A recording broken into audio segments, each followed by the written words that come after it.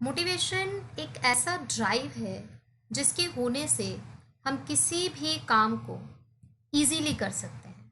Motivation एक ऐसा drive है जो आपको किसी भी काम को करने के लिए एक एनर्जी प्रोवाइड करता है। तो मोटिवेशन हमारे लिए एक ऐसा ड्राइव है, सिंपल वर्ड्स में पहले इसको समझ लीजिए, जो हमें किसी भी काम को करने के लिए एनर्जी प्रोवाइड करता है, एक इटर्नल एनर्जी प्रोवाइड करता है, जिससे हम अपने एम तक यानी हम अपने टारगेट तक पहुंचते हैं। क्लियर? चलिए आगे देखते हैं इसमें क्या क्या चीज़ें हमारी आने वाली हैं। थोड़ा सा इमेज आई थॉट आपको प्रॉपर नहीं विजिबल होगी, तो अभी जस्ट शॉर्टेज ऑफ टाइम ये टाइप नहीं हुआ है मटेरियल, बट इसकी टाइप्ड मटेरियल आपको मिल जाएगा और मैं आपको एक एक वर्ड बोल बोल कर बता रही हूँ, तो you can write it also.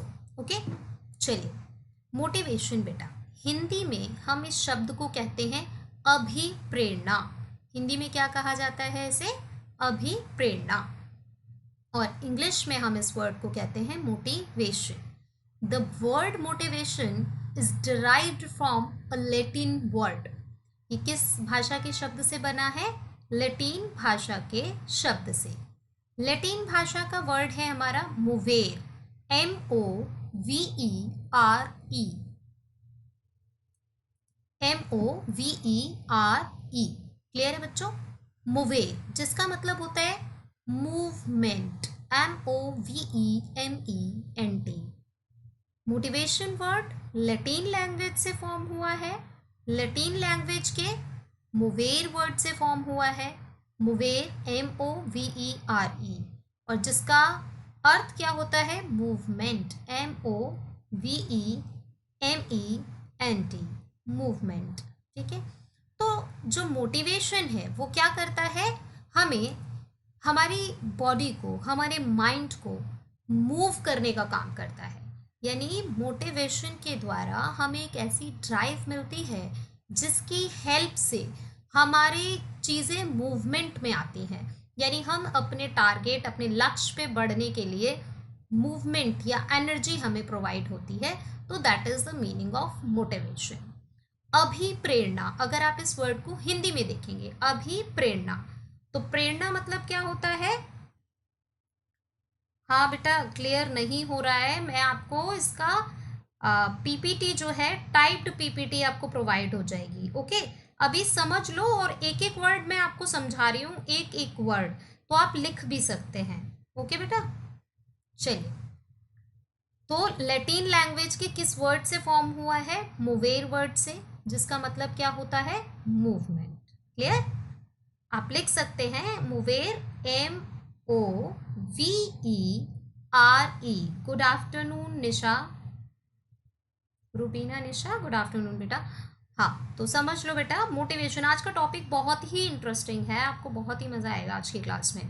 तो थोड़ा सा वर्ड्स क्लियर नहीं हो रहे हैं, आज की क्लास आप समझ लीजिए, मटेरियल आपको मिल जाएगा, आपको प्रोवाइड कर दिया जाएगा, रिटन सॉरी टाइप्ड मटेरियल आपको मिल जाएगा, जो कुछ भी इसमें लिखा हुआ है। ओके, चलिए। तो लैटिन लैंग्वेज के किस शब्द से बना है ये? मोवेर शब्द से, और मोवेर का मतलब क्या होता है? मूवमेंट।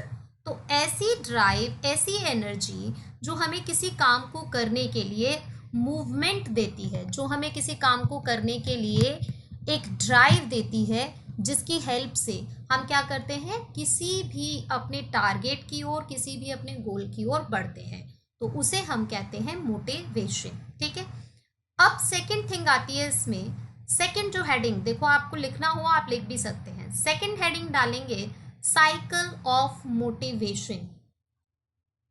हुमा सैफी हेडिंग डाल सकते हैं आप। अभिप्रेरणा का टॉपिक बहुत छोटा सा है, लेकिन जितना मैं पढ़ाऊंगी उससे बाहर आज तक कोई भी क्वेश्चन नहीं आया है।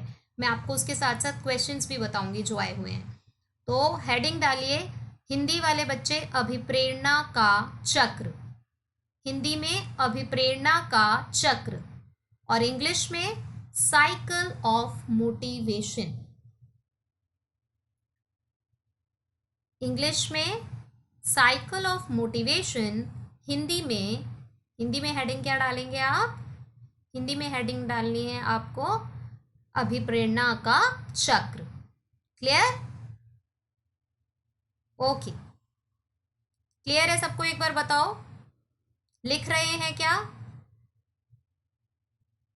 लिख रहे हैं तो बताइए मुझे, मैं थोड़ा धीमे धीमे चलूंगी।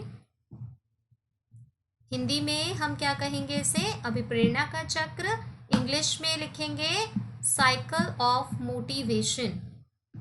तो देखिए, साइकिल ऑफ मोटिवेशन में लिखना है आपको नीड, हिंदी में आवश्यकता। सबसे पहला क्या आएगा आपके लिए? नीड। ठीक है, नीड को हिंदी में हम क्या लिखेंगे? आवश्यकता। क्लियर? सेकंड वर्ड, सबसे पहला आप स्टेप बाय स्टेप लिख सकते हैं, या देखिए जैसे ये साइकिल बनी हुई है इस तरीके से बनाएंगे। सबसे पहली चीज क्या है? नीड, नीड यानी आवश्यकता। सेकंड चीज क्या है? Second thing is drive, second thing is drive. ठीक है, सेकंड थिंग क्या है? ड्राइव। इसे हम क्या कहते हैं? अरोजल। हिंदी में बेटा इसके लिए वर्ड यूज होता है प्रणोद या उत्तेजना।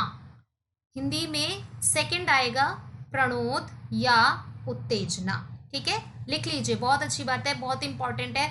ये जो मैं आपको साइकिल बता रही हूँ, क्वेश्चन आया था बेटा 2012 में पेपर 1 के अंदर, फर्स्ट क्वेश्चन था ये। आप देख सकते हैं ये सीटेट की बुक में। ये देखो यहाँ लिखा भी है मैंने। आपके पास अगर बुक है तो बुक खोल लीजिए, page number 162, question number 1 paper 2, page number 162, question number 1 paper 2।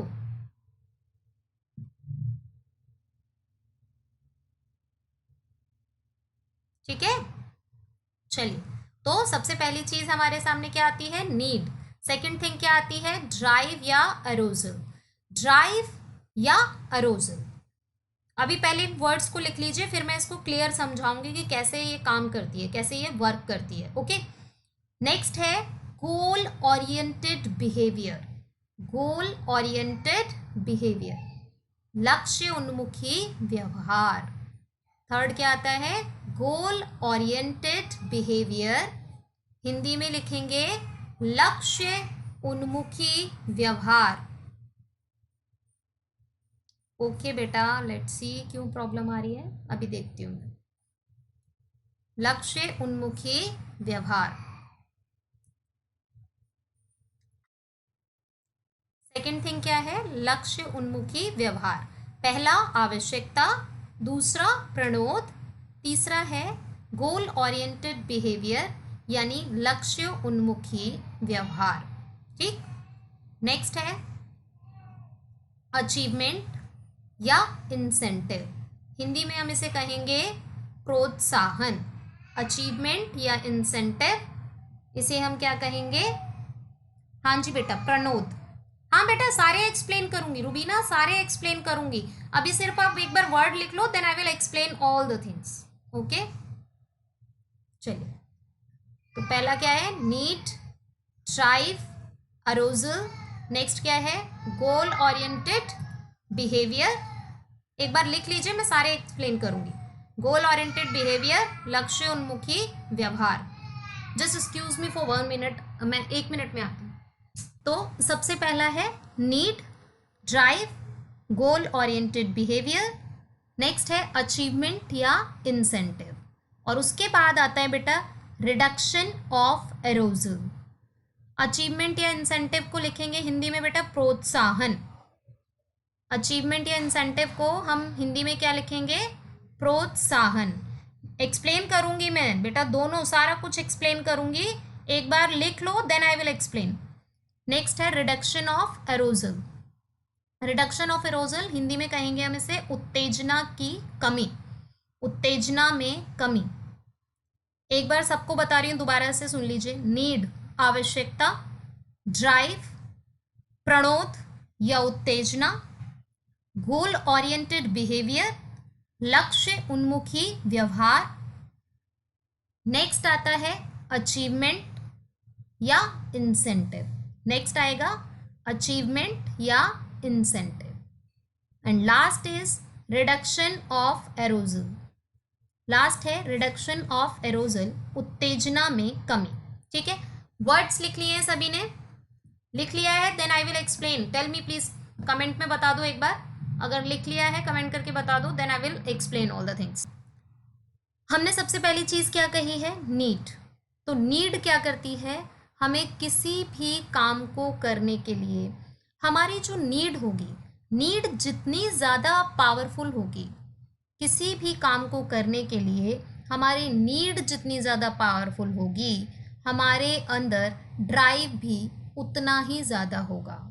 जितनी ज़्यादा नीड पावरफुल होगी हमारी, हमारे अंदर ड्राइव भी उतना ही ज़्यादा होगा। समझ रहे हैं बात को आप? जब हमारी किसी चीज़ की नीड बहुत ज़्यादा होती है, लाइक मान लीजिए आप बहुत ज़्यादा भूखे हैं, तो जब आप बहुत ज़्यादा भूखे होते हैं तो आपकी नीड बहुत ज़्यादा तेज़ होती है। नीड तेज़ होने की वजह से क्या होता है, आपकी जो ड्राइव है, आपकी जो बॉडी की चेंजेस हैं, बॉडी में होने वाले जो चेंजेस हैं जस्ट बिकॉज ऑफ हंगर, वो आपको क्या करते हैं, पुश करते हैं। किसके लिए, फूड को ढूंढने के लिए, फूड सीकिंग के लिए। यानी आप क्या करते हैं, उसकी वजह से खाना सर्च करते हैं जल्दी से जल्दी। तो जो चीज़ आपको फिजिकली या मेंटली किसी काम को करने के लिए फोर्स कर रही है, धक्का दे रही है, वो कहलाता है ड्राइव। समझ रहे हैं? हाँ, समझ रहे हैं ना? नीड क्या है हमारी, किसी भी काम को करने के लिए, जैसे आपको बहुत ज़्यादा भूख लगी हुई है तो हंगर आपकी क्या हो गई, नीड। अब फूड आपकी नीड हो गई और हंगर क्या हो गया, ड्राइव। वो जो हंगर है वो क्या करेगा, आपको पुश करेगा फॉर फूड सीकिंग। ठीक है। सेकंड, इसके बाद हमने कहा गोल ओरिएंटेड बिहेवियर। जब आपको भूख लगी और आप गोल ओरिएंटेड बिहेवियर, खाने तक पहुंचने के लिए जो जो आपके प्रयास हैं वो क्या कहलाएंगे, आपके गोल ओरिएंटेड बिहेवियर। खाने तक पहुंचने के आपके जो भी एफर्ट्स हैं वो सारे क्या कहलाएंगे, गोल ओरिएंटेड बिहेवियर। नेक्स्ट आता है अचीवमेंट या इंसेंटिव। नेक्स्ट आता है आपका अचीवमेंट या इंसेंटिव। जब आपने गोल तक पहुंचने के लिए सारे काम किए, लक्ष्य तक पहुंचने के लिए सारे काम किए और आपका गोल अचीव हो जाता है, यानी आपने खाना ढूंढा, आपको खाना मिल गया और आपकी भूख शांत हो गई, तो जब आपको फूड मिल जाएगा तो वो आपके लिए क्या कहलाएगा, इंसेंटिव। जब आपको भोजन मिल जाएगा तो आपके लिए वो क्या कहलाता है, इंसेंटिव। नेक्स्ट आता है रिडक्शन ऑफ एरोजल। अब जब आपको भूख बहुत ज़्यादा थी तो आपके अंदर एरोजल ज़्यादा था, लेकिन जब आपकी भूख शांत हो गई तो क्या होगा, एरोजल कम हो गया। उत्तेजना जो है आपके अंदर, जो उत्तेजना पहले थी वो अब क्या हो जाएगी, कम हो जाएगी। समझ रहे हैं बात को? तो क्लियर हुआ ये?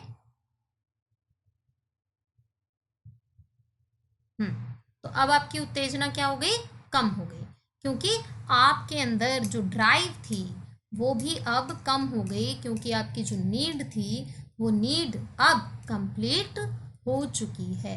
नीड कंप्लीट होने की वजह से अब जो ड्राइव है हमारे अंदर, वो ड्राइव भी कैसा हो जाएगा, कम हो जाएगा। क्लियर? चलिए, तो नीड, अब देखिए इसको एक एग्जाम्पल से समझाती हूँ। जैसे अभी आप सीटेट के लिए प्रिपरेशन कर रहे हैं, तो सीटेट आपकी क्या है, नीड। उसने आपको क्या किया, कोचिंग सर्च करने के लिए आपको धक्का दिया घर से बाहर, तो वो क्या हो गया आपके अंदर, ड्राइव या एरोजल, जिसने आपको कोचिंग को ढूंढने के लिए मजबूर किया। अब आप ऑनलाइन क्लासेस ले रहे हैं और जो भी आपको बुक बताई जाती हैं उन बुक्स को पढ़ रहे हैं, तो वो क्या है आपके लिए, गोल ओरिएंटेड बिहेवियर। ठीक है, वो क्या कहलाएगा, गोल ओरिएंटेड बिहेवियर। अब जब आप एग्ज़ाम देते हैं और आपका सीटेट का एग्ज़ाम क्लियर हो जाता है, तो वो क्या कहलाएगा आपके लिए, इंसेंटिव। अब मान लीजिए दोबारा सीटेट के फॉर्म निकलते हैं और आप दोबारा सीटेट के फॉर्म भरते हैं, तो क्या अगर आपका सीटेट क्लियर हो चुका है तो क्या दोबारा भी सीटेट का फॉर्म भरने पर आपके अंदर उतना ज़्यादा एरोजल होगा, क्या आपके अंदर उतनी उत्तेजना होगी फिर से सीटेट के एग्ज़ाम को क्लियर करने के लिए? नहीं, अब उतनी उत्तेजना आपके अंदर नहीं रहेगी। यानी अब जो उत्तेजना थी वो कैसी हो जाएगी, कम हो जाएगी, गिर जाएगी। ठीक है, तो क्लियर हो गया साइकिल ऑफ मोटिवेशन। यहाँ से जो क्वेश्चन आया है आपका, एक बार अपनी बुक खोल लीजिए, page number 162, paper 2, question number 1। Question ये था, अभिप्रेरणा के चक्र का सही क्रम है, यानी which is the correct sequence of the cycle of motivation. ठीक है, कौन सा अभिप्रेरणा के चक्र का सही क्रम है।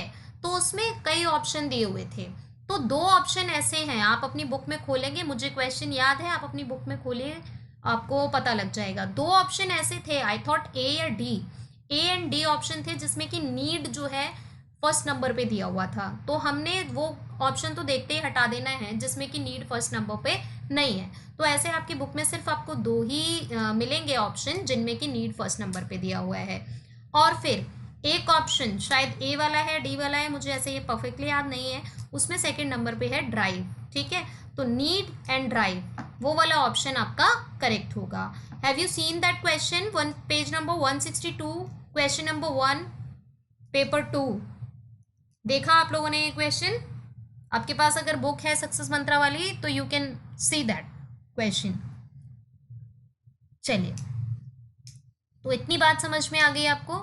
नीड हमें किसी चीज़ के लिए ड्राइव उत्पन्न कराती है, ड्राइव की वजह से हम क्या करते हैं, गोल ओरिएंटेड बिहेवियर करते हैं, यानी गोल तक पहुंचने के लिए हम काम करते हैं। उसके बाद हमारे साथ क्या होता है, अचीवमेंट या इंसेंटिव। जब हम गोल तक पहुंचने के लिए काम करते हैं तो हमें हमारा जो टारगेट है वो क्या होता है, अचीव हो जाता है, और रिडक्शन इन एरोजल, और इससे क्या होता है, हमारी जो उत्तेजना है वो कम हो जाती है।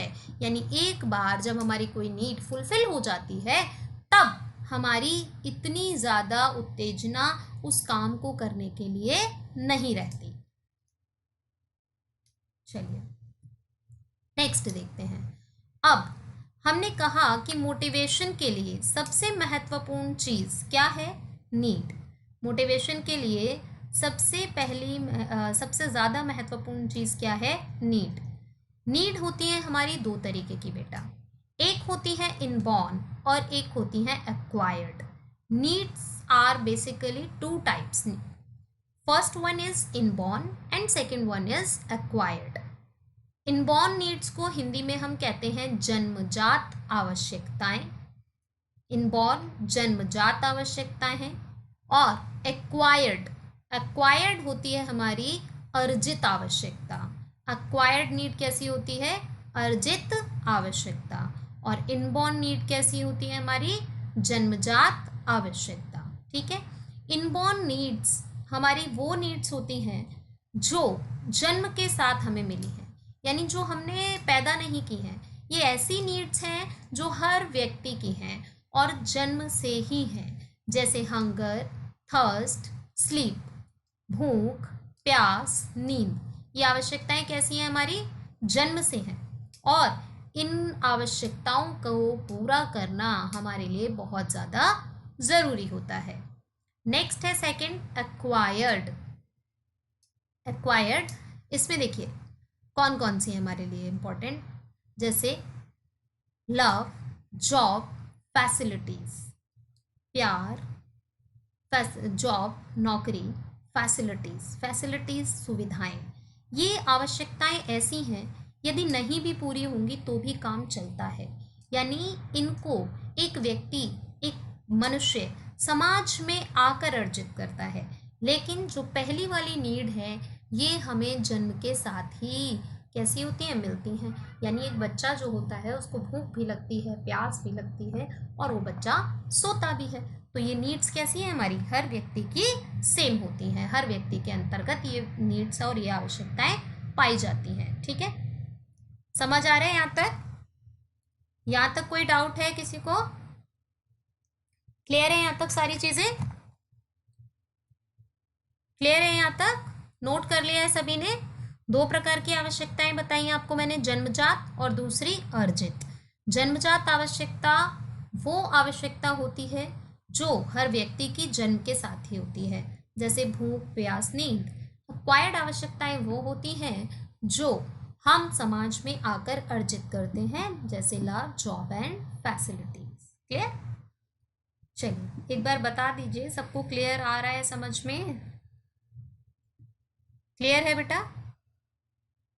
रुबीना, सैफी, हुमा सैफी, नाजिर सैफी, दीपा रानी बाला, क्लियर है सबको? चलिए ओके, आगे देखते हैं हम।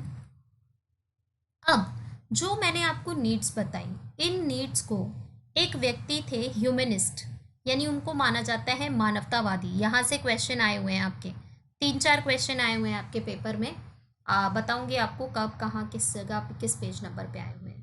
Question, hierarchical theory of needs. ठीक है, इसे हम हिंदी में कहते हैं बेटा आवश्यकताओं का पदानुक्रमिक सिद्धांत। आवश्यकताओं का पदानुक्रमिक सिद्धांत। ठीक है, इसके लिए हम क्या हेडिंग डालेंगे हिंदी में? आवश्यकताओं का पदानुक्रमिक सिद्धांत।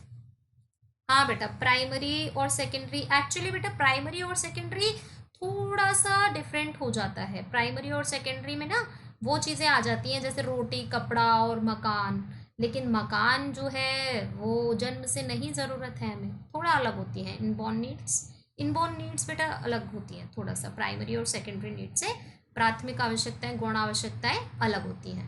ठीक है, चलिए hierarchical theory of needs, heading डाल लो बेटा, hierarchical theory of needs that is defined by Abraham Maslow. ठीक है, क्वेश्चन देखा आप लोगों ने बुक में? क्वेश्चन देखा आप लोगों ने? चलिए, hierarchical theory of needs that is given bye Abraham Maslow. Abraham Maslow ने जो नीड्स आपको मैंने 2 टाइप की बताई, उन्हीं नीड्स को कितने पार्ट्स में डिवाइड किया है इन्होंने? 5 पार्ट्स में। ठीक है, उन्हें कितने पार्ट्स में डिवाइड किया है इन्होंने? 5 पार्ट्स में। देखिए, पहला है self actualization, achievement, love and affection, security and living needs. ठीक है, सबसे पहले कौन सी नीड आ रही है हमारी? Living need. उसके बाद कौन सी नीड आ रही है? सिक्योरिटी। एंड देन आती है लव एंड अफेक्शन, और उसके बाद लास्ट है सेल्फ एक्चुअलाइजेशन। हिंदी में लिविंग नीड्स, जीवित रक्षित आवश्यकताएं। लिविंग नीड्स, जीवित रक्षित आवश्यकताएं। ठीक है, दूसरी है सिक्योरिटी, सुरक्षा। लव एंड अफेक्शन, प्यार एवं स्नेह, प्यार एवं स्नेह। फोर्थ है अचीवमेंट, उपलब्धि। फोर्थ इज अचीवमेंट, उपलब्धि। And last is self actualization, यानी कि इसे हम कहते हैं आत्म सिद्धि। लास्ट क्या कहलाती है हमारी? आत्म सिद्धि।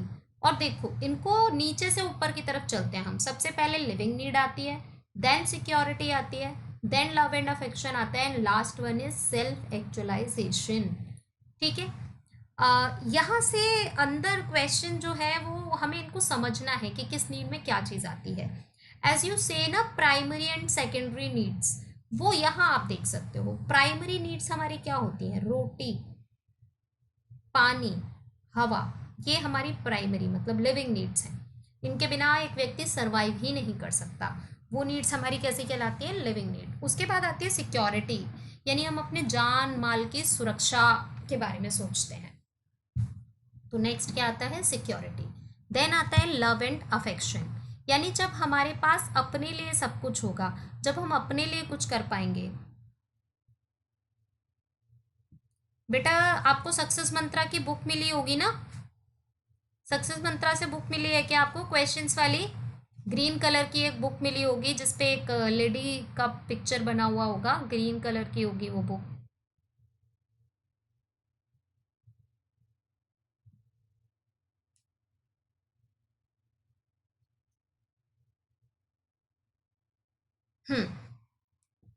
Self actualization, achievement, love and affection, and last है आपका सेल्फ एक्चुअलाइजेशन। हाँ, तो लव एंड अफेक्शन जब हम अपने लिए कुछ कर पाएंगे।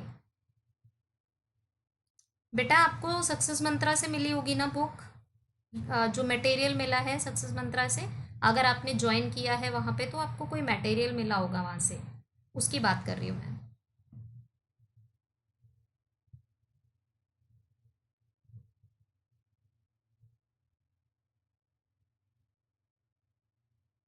ठीक है, चलिए।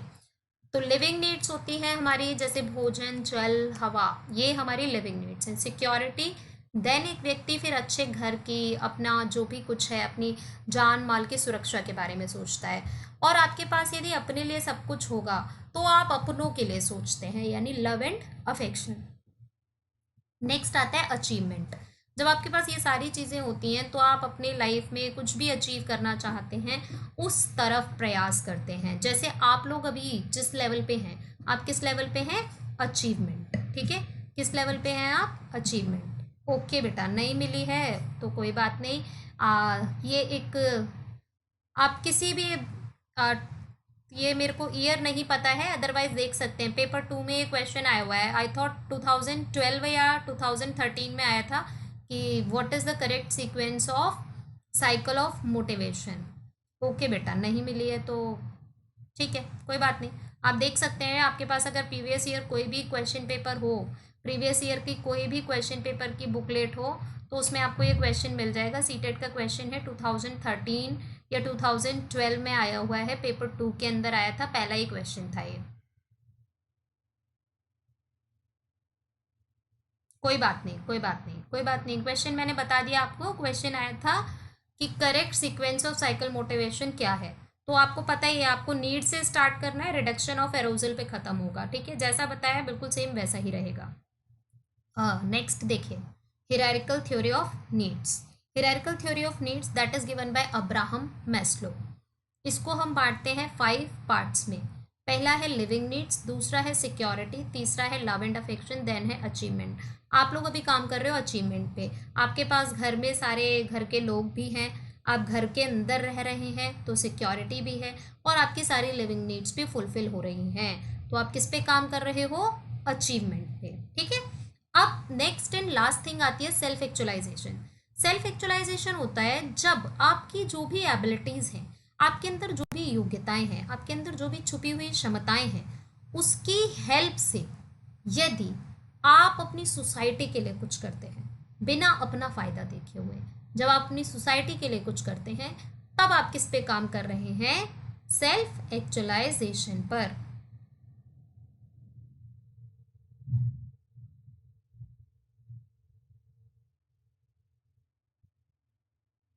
ओके बेटा, ठीक है बेटा, कोई बात नहीं। शिप्रा, मैं बता रही हूँ बेटा क्वेश्चन आपको, जो जो आए हुए हैं। मेरे को सारे क्वेश्चंस याद हैं आज तक, जितने भी क्वेश्चन आए हैं सीटेट में, then I will tell you. ठीक है, एक बार टॉपिक खत्म करने के बाद मैं सारे क्वेश्चंस के जवाब आप ही से पूछूंगी, देन यू विल टेल। ठीक है, चलिए।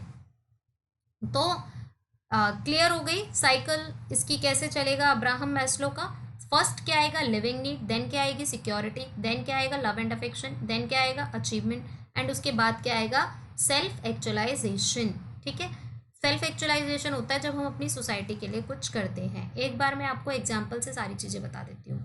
लिविंग नीड्स, जब हम अपने सिर्फ सर्वाइवल की बात कर रहे हैं। सिक्योरिटी, हमारा सर्वाइवल, यानी हम आसानी से जी पा रहे हैं, हमारे पास जीने योग्य सभी चीज़ें हैं, तब हम अपने जान माल की सुरक्षा के बारे में सोचते हैं। पैसे को बैंक में रखना, LIC पॉलिसी कराना, ये सारी चीज़ें। लव एंड अफेक्शन, जब हम अपने आप में सिक्योर होते हैं, देन हम क्या करते हैं? अपने लोगों के बारे में सोचते हैं, यानी अपने नियर एंड डियर्स जो होते हैं उनके लिए कुछ करते हैं। देन आता है अचीवमेंट। अचीवमेंट, जैसे आप लोग अभी काम कर रहे हो किस पे? अचीवमेंट पर।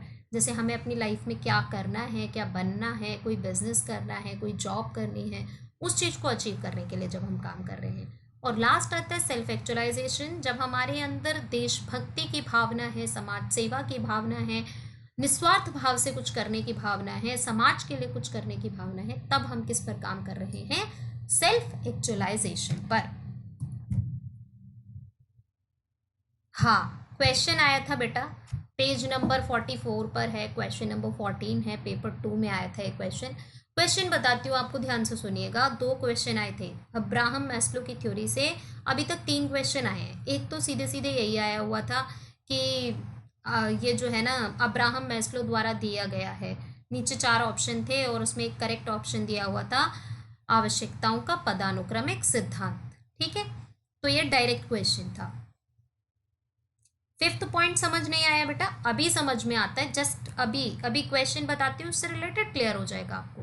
देखिए, एक महिला ने भोजन प्राप्त करने के लिए अपने बच्चे को बेच दिया। A women sell her child to obtain food. एक महिला ने भोजन प्राप्त करने के लिए क्या किया? अपने बच्चे को बेच दिया। अब देखो, यहाँ क्वेश्चन ये पूछा गया था कि इस खबर को डैश के आधार पर समझा जा सकता है। अखबार में ये क्वेश्चन आया 2012 के पेपर में, देख सकते हैं आप। 2012 के पेपर में आया था, पेपर 2 में क्वेश्चन पूछा गया था, एक महिला ने भोजन प्राप्त करने के लिए अपने बच्चे को बेच दिया। इस खबर को हम डैश के आधार पर समझ सकते हैं। ठीक है, तो 4 ऑप्शन दिए हुए थे, उसमें से करेक्ट आंसर था आवश्यकताओं के पदानुक्रमिक सिद्धांत के आधार पर। अब देखो, भोजन कौन सी नीड है? हमारी लिविंग नीड। और उसने बच्चे को बेचा है, वो किस में आ रहा है? लव एंड अफेक्शन में। तो पहले कौन सी नीड फुलफिल करेगी वो महिला? अपनी लिविंग नीड को फुलफिल करेगी। और लिविंग नीड को फुलफिल करने के लिए उसने क्या किया? लव एंड अफेक्शन, यानी जो उसकी सेकंड नीड थी, जो उसकी सेकंड नीड थी, उसको उसने क्या किया? बेच दिया। यानी अपनी जो थर्ड नीड थी उसको सेक्रीफाइस कर दिया। किस नीड के लिए? अपनी फर्स्ट नीड के लिए। बता रही हूँ मैं, 5th पॉइंट भी दोबारा बता रही हूँ। क्लियर है? अब देखो, यहाँ पे एक क्वेश्चन है, ये क्वेश्चन भी आया हुआ है आपका। क्वेश्चन आया था, सोल्जर है कर्नल सिंह बत्रा।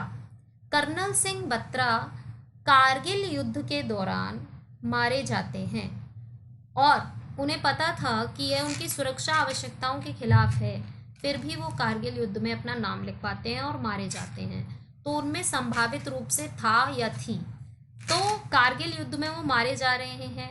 अब देखो, कोई व्यक्ति जिसको पता है कि वो इस काम के लिए जा रहा है और उसमें उसकी जान भी जा सकती है, लेकिन फिर भी वो खुद से अपना इनिशिएटिव ले रहा है उस काम को करने के लिए, तो उसके अंदर किसकी भावना है? सेल्फ एक्चुअलाइजेशन की, यानी देश प्रेम की भावना है। मैंने आपको कहा कि जब हम अपनी योग्यताओं का प्रयोग करते हैं लोगों की भलाई के लिए, जनता की भलाई के लिए, देश की भलाई के लिए निस्वार्थ भाव से, तब हम किस में काम करते हैं? सेल्फ एक्चुअलाइजेशन में। जैसे अन्ना हजारे जी हैं, उन्होंने जो भी आंदोलन किया, तो उनको तो कुछ लेना देना नहीं है, उनकी इतनी उम्र हो चुकी है, लोगों के लिए कर रहे हैं ना वो। तो जब हम लोगों की भलाई के लिए, दूसरों के लिए कोई काम करते हैं, तो वो क्या कहलाता है? Self actualisation. अभी क्लियर हो गया हुमा सैफी? अभी समझ में आ गया बेटा? आई थॉट दोनों क्वेश्चंस क्लियर हो गए होंगे। 2 क्वेश्चंस आपके यहाँ से आए थे, मैंने दोनों क्वेश्चन आपको बता दिए। पहला क्वेश्चन था, एक महिला ने भोजन प्राप्त करने के लिए अपने बच्चे को बेच दिया। 5th पॉइंट क्लियर हो गया Huma Saifi? Please tell me, comment करके बताओ एक बार, 5th पॉइंट क्लियर हो गया क्या?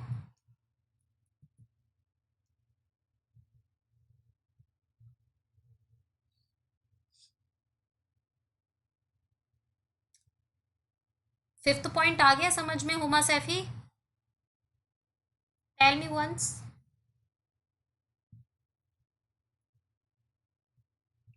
हाँ, 5th स्टेज से बिलोंग करता है, यानी उसके अंदर किसकी भावना थी? आत्मसिद्धि की। तो आंसर जो था बेटा उसमें था सेल्फ एक्चुअलाइजेशन। ठीक है, Huma Saifi tell me, 5th point clear हो गया बेटा आपको?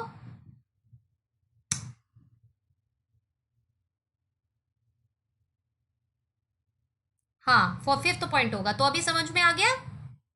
हुमा सैफी क्लियर हो गया? यस टाइप करके बता दो अगर क्लियर हो गया है तो, एक बार यस टाइप करो और बता दो अगर क्लियर हो गया है तो, फिर हम आगे चलते हैं।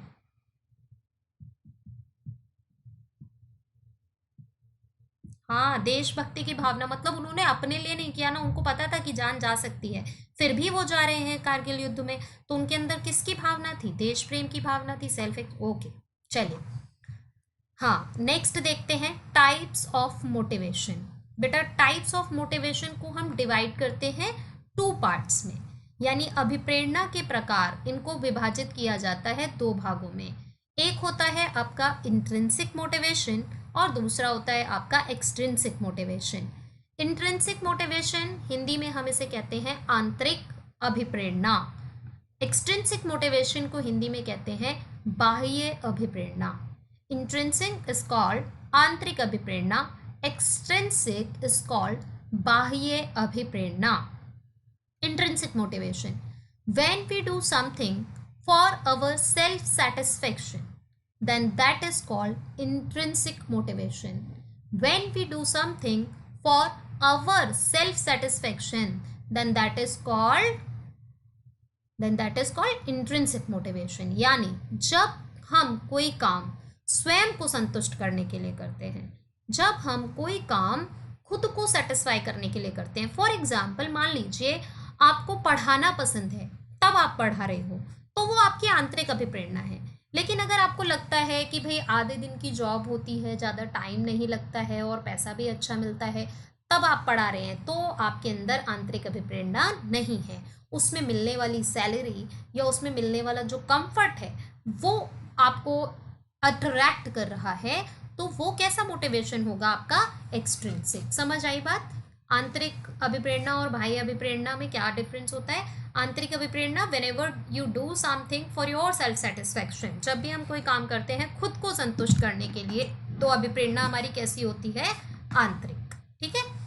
दूसरा है extrinsic motivation, when we do something for a outer factor, when we do something for a outer factor like reward, award, praise, punishment, then it is called extrinsic motivation. यानी जब हम कोई कार्य किसी बाह्य कारक जैसे रिवॉर्ड यानी कि पुरस्कार, प्रेज प्रशंसा, पनिशमेंट यानी दंड आदि के कारण करते हैं, तो वो क्या कहलाता है? हमारा क्या कहलाती है? बाह्य अभिप्रेरणा। Then that is called extrinsic motivation. ठीक है बच्चा, यहाँ से कई सारे क्वेश्चन आए हुए हैं, मैं सारे क्वेश्चंस आपको बताऊंगी, एक बार समझ लीजिए। आंतरिक अभिप्रेरणा, when we do something for our self satisfaction, then that is called intrinsic motivation. यानी जब हम कोई कार्य स्वयं को संतुष्ट करने के लिए करते हैं, तो वो क्या कहलाती है? हमारी आंतरिक अभिप्रेरणा। Extrinsic motivation, when we do something for a outer factor like reward, award, praise and punishment, तब वो क्या कहलाती है? हमारी बाह्य अभिप्रेरणा। यानी जब आप कोई काम कर रहे हैं किसी पुरस्कार के लिए, दंड से बचने के लिए या प्रशंसा के लिए, तो आपकी अभिप्रेरणा कैसी है? बाह्य। अदरवाइज आपकी अभिप्रेरणा कैसी होगी? आंतरिक। क्लियर हो गए ये दोनों? समझ आ गए हैं दोनों?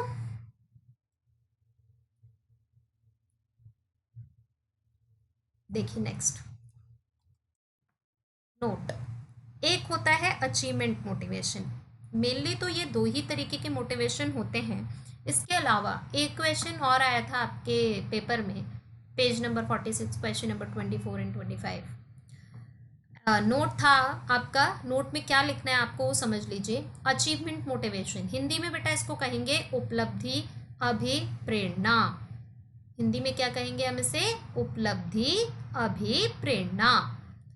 अचीवमेंट मोटिवेशन क्या होता है? देखिए, जैसे आप अभी सीटेट की प्रिपरेशन कर रहे हैं और आपका सीटेट क्लियर हो जाता है, देन आप क्या करेंगे? डीएसएसबी के लिए प्रिपेयर करेंगे, केवीएस के लिए प्रिपेयर करेंगे। समझ रहे हैं?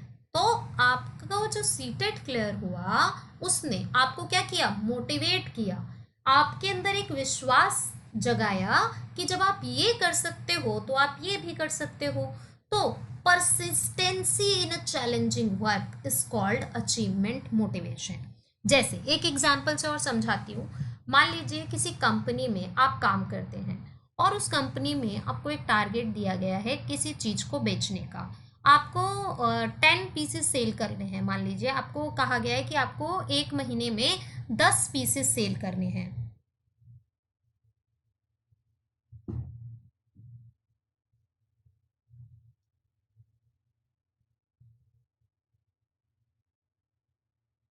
हाँ, जैविक और मनोसामाजिक भी बोलते हैं, बिल्कुल ठीक है। जैसे आपको एक एग्जांपल दे रही थी मैं कि एक कंपनी में मान लीजिए आप जॉब करते हैं और आपको 10 पीस सेल करने हैं 1 मंथ में, ये टारगेट दिया गया है 1 मंथ का। अब मान लो आपने उस टारगेट को 5 डेज में कंप्लीट कर दिया, 5 दिन में ही आपने 10 पीसेस सेल कर दिए। देन आप क्या करेंगे, आपके ऊपर आपका जो भी बॉस होगा, जो भी आपका टारगेट सेट करने वाला होगा, आप उसको क्या कहेंगे, मेरा टारगेट बढ़ा दो। अब अगर मान लीजिए आपसे 10 पीसेस सेल ही नहीं होते तो क्या आप ऐसा कहते, नहीं। 10 पीसेस सेल हो गए, उसने क्या किया, आपके अंदर एक विश्वास जगाया, आपके अंदर एक अभिप्रेरणा जगाई, आपको ये बताया कि आप ये कर सकते हो, समझ रहे हो। तो अब वही परसिस्टेंसी, अब जो काम 10 का था वो चैलेंजिंग था आपके लिए, लेकिन आपने जल्दी पूरा कर लिया, तो अब आप क्या कहेंगे कि मेरा जो टारगेट है वो और बढ़ा दो। अब वो जब आपका टारगेट बढ़ाएगा तो आप वो काम भी कर लोगे, यानी जो उससे चैलेंजिंग काम होगा आप उसे भी कर लोगे। जैसे एग्जाम्पल यहाँ पे दिया हुआ है, सीटेट क्लियर किया आपने, देन केवीएस किया, ठीक है, और 100% आप कर लोगे। बने रहिए बस मेरे साथ। केवीएस, सीटेट, डीएसएसबी सब कुछ आसानी से पास हो जाएगा, क्योंकि यहाँ आपको जो पढ़ाया जा रहा है उससे बाहर आपका कोई भी क्वेश्चन नहीं आएगा। सीटेट के पेपर में अगर आपको जो मैं टॉपिक पढ़ा देती हूँ उतने में से बाहर कोई भी क्वेश्चन मिले तो आप मुझे दिखा देना। कोई भी क्वेश्चन जो टॉपिक आपको क्लियर करा दिया गया है उससे बाहर सिंगल क्वेश्चन नहीं आ सकता आपका, हर एक क्वेश्चन वहीं से मिलेगा आपको। आप देखना अपने पेपर्स उठा के पिछले साल के, मोटिवेशन का एक भी क्वेश्चन इससे बाहर नहीं होगा, जितने भी टर्म्स मैंने आपको लिखवाए हैं, ठीक है।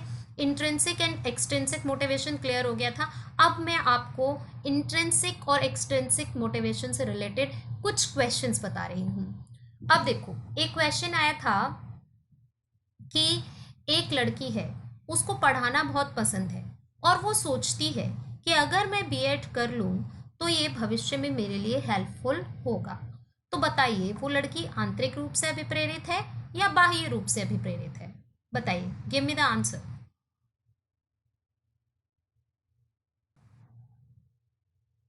हाँ, आंतरिक रूप से अभिप्रेरित है वो, ठीक है।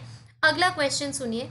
एक क्वेश्चन आया था कि एक बच्चा मेडिकल कॉलेज में दाखिला लेने के लिए बहुत मेहनत करता है। एक बच्चा मेडिकल कॉलेज में दाखिला लेने के लिए बहुत मेहनत करता है, जिससे कि वह प्रवेश परीक्षा को पास कर सके। तो वह बच्चा,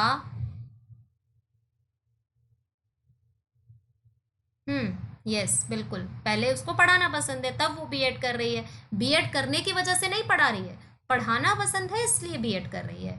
तो आंसर क्या होगा हमारा, इंट्रिंसिक मोटिवेशन, बिल्कुल करेक्ट आंसर।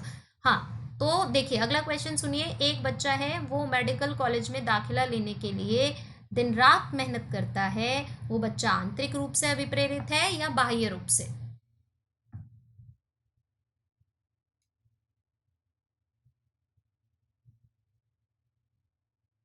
कैसे अभिप्रेरित होगा वो, आंतरिक रूप से या बाह्य रूप से।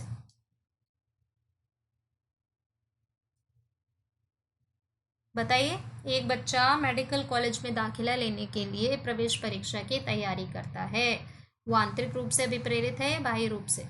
बिल्कुल, दूसरे क्वेश्चन का आंसर भी क्या होगा, इंट्रिंसिक मोटिवेशन, ठीक है, आंतरिक अभिप्रेरणा। अब एक क्वेश्चन थोड़ा सा घुमा कर दिया था, ये क्वेश्चन एक्चुअली सीटेट का नहीं था, ये क्वेश्चन था एनसीईआरटी का पेपर होता है, एनसीईआरटी के ऑल ओवर इंडिया 5 स्कूल्स हैं, तो उसमें भी कुछ टीचर्स की भर्ती की जाती है। तो उसमें एक क्वेश्चन आया था, अब ध्यान से सुनना है इस क्वेश्चन को, बहुत ज़्यादा ध्यान से। इस क्वेश्चन में मैं आपको ऑप्शंस भी दूंगी। एक टीचर है, प्राइमरी लेवल की टीचर है एक, और वो अपने बच्चों को पढ़ा रही है। प्राइमरी लेवल की जो टीचर है वो अपने बच्चों को चाहती है कि वो आंतरिक रूप से अभिप्रेरित हों। एक अध्यापिका अपने बच्चों को आंतरिक रूप से अभिप्रेरित करना चाहती है, तो उसे क्या करना चाहिए, निम्न में से कौन सा उपाय उसके लिए सर्वाधिक उपयोगी होगा। एक अध्यापिका, दोबारा क्वेश्चन सुन लीजिए, एक अध्यापिका अपने बच्चों को आंतरिक रूप से अभिप्रेरित करना चाहती है, यानी a teacher wants to motivate her children intrinsically, तो वो which activity would be more suitable for her. पहला ऑप्शन था अगर वो बच्चों को एक टॉफी दे, दूसरा ऑप्शन था अगर बच्चों को अप्रिशिएट किया जाए। If a teacher set some targets and help them to achieve this targets. पहला ऑप्शन आपका, अगर टीचर बच्चों को एक टॉफी देती है। दूसरा ऑप्शन, बच्चों को दंड देती है। तीसरा ऑप्शन, बच्चों की प्रशंसा कर वो पुरस्कार देती, हाँ पुरस्कार देती है।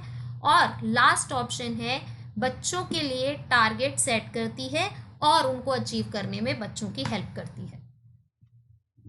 तो कौन सा ऑप्शन होगा जो बच्चों को आंतरिक रूप से अभिप्रेरित करेगा, बताइए। नेक्स्ट क्वेश्चन का जवाब दीजिए फटाफट।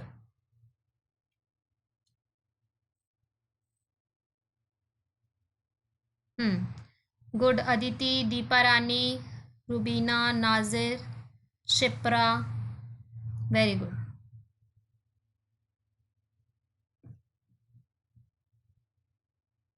बताओ बेटा, नेक्स्ट क्वेश्चन का आंसर बताइए जल्दी। A teacher wants to motivate her children intrinsically, तो which activity will be more suitable for her. बच्चों को वो एक टॉफी दे, कहे कि काम करेंगे तो आपको एक टॉफी मिलेगी, बच्चों को कोई रिवॉर्ड या अवार्ड दे।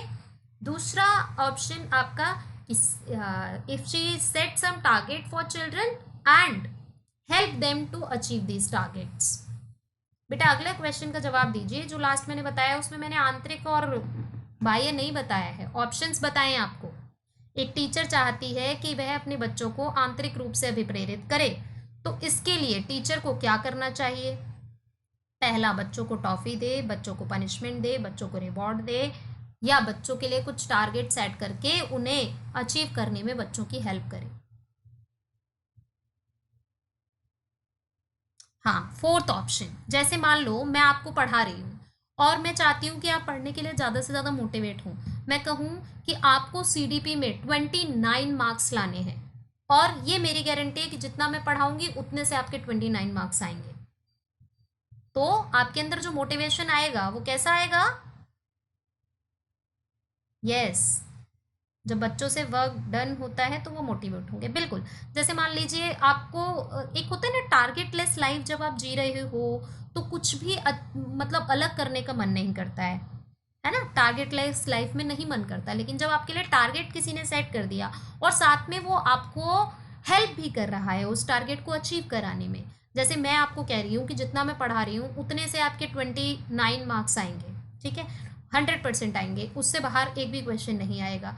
तो अब आपको क्या लगेगा कि चलो जो आज हमें पढ़ाया गया है वो हम अच्छे से कर लेते हैं। तो आपको अगर लगता कि यार ये सब बेकार पढ़ाया जा रहा है, नहीं आएगा, तो आप उसको उतना सीरियस नहीं लेते। लेकिन जब आपको पता है कि जितना भी पढ़ाया जा रहा है उससे बाहर कुछ नहीं आएगा, तो क्या होगा, आप आंतरिक रूप से अभिप्रेरित होंगे पढ़ने के लिए। क्लियर है। चलिए, आई होप यहाँ तक तो किसी को कोई प्रॉब्लम नहीं होगी। हाँ, वेरी गुड। नाजिर सैफी 4, यस। बेटा दीपा रानी, थर्ड ऑप्शन नहीं होगा, 4 ऑप्शन होगा। बच्चों के लिए टारगेट सेट करने चाहिए हमें। जैसे मैंने आपको अपना एग्जाम्पल दिया, मैं आपको कहूँ कि आपको 29 मार्क्स लाने हैं, अब मैं आपको हेल्प करूँगी उन 29 मार्क्स को दिलाने में, ठीक है। तो हाँ, last option, yes, very good Shipra, good. तो आप सबको समझ में आ रहा है। हाँ, आइए नेक्स्ट चलते हैं आगे। मोटिवेशन में ये लास्ट पॉइंट है हमारा, mastery, performance and performance avoidance. ध्यान से सुनिएगा, यहाँ पे भी एक क्वेश्चन आया हुआ था, यहाँ से एक क्वेश्चन आया था 2012 के पेपर में बेटा। और बिल्कुल, यहाँ से एक क्वेश्चन आया था बेटा। ये जो 3 पॉइंट्स दिख रहे हैं आपको लास्ट में लिखे हुए, ये जो लिख रहा है mastery, performance and performance avoidance, यहाँ से एक क्वेश्चन आया था आपका और 2012 के पेपर में था, पेपर 2 में आया हुआ था ये क्वेश्चन। और ये उस साल का सबसे डिफिकल्ट क्वेश्चन था।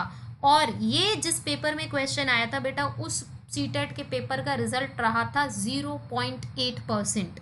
उस सीटेट के पेपर का रिजल्ट रहा था 0.8%। मतलब समझ रहे हैं आप, 100 में से एक बच्चा भी पास नहीं था। अभी तक का सीटेट का सबसे डार्केस्ट रिजल्ट माना जाता है, वो सबसे खराब रिजल्ट सीटेट की हिस्ट्री का माना जाता है।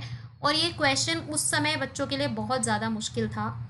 और मैंने यही वाला सीटेट बेटा फर्स्ट टाइम क्लियर किया था इन 2012, और इस टाइम सीटेट में मेरे मार्क्स थे 138। इसी सीटेट के पेपर में मेरे मार्क्स 138 थे, जो कि रेयरली किसी बच्चे का पास हुआ था। आप खुद समझ सकते हैं 0.8% रिजल्ट क्या होता है। तो 0.8% रिजल्ट था इस पेपर का। और इतना मुश्किल क्वेश्चन था ये, और अभी मैं आपसे पूछूंगी तो आपको लगेगा कि मैम कैसे ये मुश्किल क्वेश्चन था, ये तो बहुत आसान क्वेश्चन है। क्वेश्चन सुनेंगे ध्यान से, पहले इनको ध्यान से समझिए, फिर मैं आपसे क्वेश्चन पूछूंगी। और आपके लिए क्वेश्चन जो आया था, जो मैं बता रही हूँ तब का सबसे डिफिकल्ट क्वेश्चन था, वो देखना आपके लिए ऐसे चुटकियों में आप इसको कर पाएंगे आसानी से। तो समझिए इसको। पहला है मास्टरी, दूसरा है परफॉर्मेंस, तीसरा है, हाँ मेरे पास चैट लेट शो हो रही है, यस बेटा। हम्म, तीन तीन ऑप्शन है, mastery, performance and performance avoidance. ठीक है, पहला है मास्टरी। मास्टरी क्या होता है? हिंदी में हम इसे कहते हैं निपुणता। बेटा पुरस्कार से बढ़ता है, दंड से नहीं बढ़ता। दंड से मोटिवेशन नहीं आता है बच्चे में, दंड से बच्चा काम को करना छोड़ देता है। और आज जो हमारा आरटी एक्ट में लागू हुआ है ना बेटा, राइट टू एजुकेशन, उसके तहत आप किसी भी बच्चे को किसी भी प्रकार का पनिशमेंट नहीं दे सकते हैं। और पनिशमेंट कभी भी रिवॉर्ड नहीं होता है, ये ध्यान रखिएगा। पनिशमेंट इज नॉट अ री। क्वेश्चन आया था ये केवीएस के पेपर में बेटा, क्वेश्चन पूछा गया था कि कौन सा नेगेटिव री है, और बच्चों ने उसमें आंसर कर दिया था पनिशमेंट। पनिशमेंट जो है, लेकिन पनिशमेंट इज नॉट अ री, punishment is not at all अ री, बिकॉज पनिशमेंट जो है वो बच्चे को काम करना छुड़वाता है, ना कि करवाता है। ऐसा आज के साइकोलॉजिस्ट कहते हैं। पहले की बात अलग थी, लेकिन अभी पनिशमेंट पूरी तरीके से प्रोहिबिटेड है। हम बच्चे को कॉर्पोरल किसी भी तरीके का पनिशमेंट नहीं दे सकते। इवन आप बच्चे को नेगेटिव कुछ बोल भी नहीं सकते हैं। आपको पता होगा, अगर आप लोग स्कूलों में पढ़ाते हैं तो कितना ज़्यादा टीचर्स की बैंड बजा के रखी जाती है प्रिंसिपल्स के द्वारा, कि बच्चों को एक भी मैसेज आप ऐसा नहीं कन्वे कर सकते जिसमें कि बच्चे की ईगो हर्ट हो जाए। आपकी हो जाए चलेगा। चलिए, mastery, performance and performance avoidance. सबसे पहला है मास्टरी। इसको हिंदी में कहते हैं बेटा निपुणता। जितने भी हिंदी वाले बच्चे हो लिखते जाइए साथ के साथ।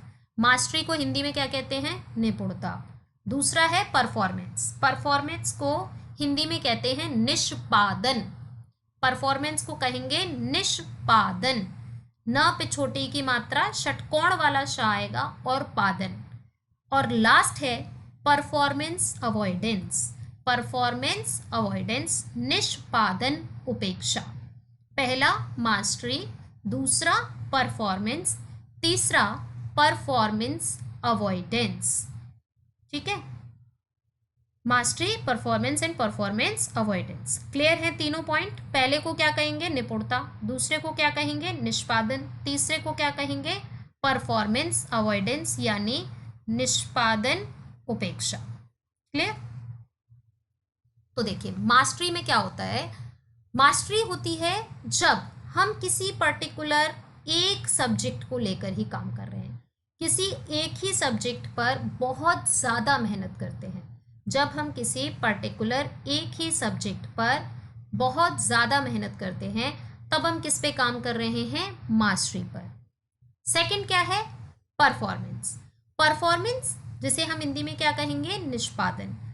जब अगर आपका टारगेट क्लास में फर्स्ट आना है, अगर आपका टारगेट मान लीजिए क्लास में फर्स्ट आना है, तो आप क्या करेंगे? क्लास में फर्स्ट आने के लिए हर सब्जेक्ट पर बराबर मेहनत करेंगे। क्लास में फर्स्ट आने के लिए आपको क्या करना होगा?